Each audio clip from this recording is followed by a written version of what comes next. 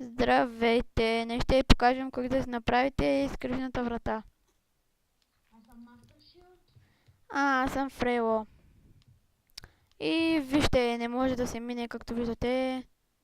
От тук Ето просто на... това копче, за да може да минете. И Да, ето. в този епизод на Съвети в Майнкрафт ще ви покажем как да си направите тази невидима врата. И това е много просто. Сега ще вземем нужните материали. Ще ви трябва материал за строене, някаква порта, някакъв килим, червен камък и това е. И Няма да имаме нужда от червен камък за човек. без него няма как да го направим. Имаме нужда от редстоун. Червен камък. Да, както и да е. Обаче няма да правим цяло. Ще направим само една. Да. Която аз вече почнах. Добре, ти си я направил. И вижте сега, отваряте тук и слагате една порта. И ето вижте, че не може да се мине. Правите една дупка. Така. Ето така. И слагате редстоун. Само две.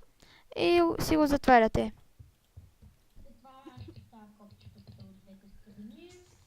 Ето, слагате едно килимче, но първо, Чакай първо да покажем, не слагай. но Да кажем. първо, Слагай килима.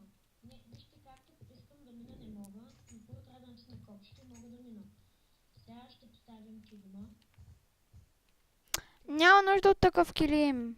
Ето така, за да е като с такова. И не може да минете, ето както виждате. Трябва да натисне той копчето. Ето. Както виждате. Това е много умно да се използва в къщите. Или А врата, но всъщност е много. много ще е нужно, особено за сървъри. Да. И в които сървъри най-вече няма ред. Да. Много сървъри няма ред, но в много има. И това беше епизоди от Съвет 1 за Майнкрафт. Аз бях Мастер Шилд. Аз Фрело. И това беше от нас.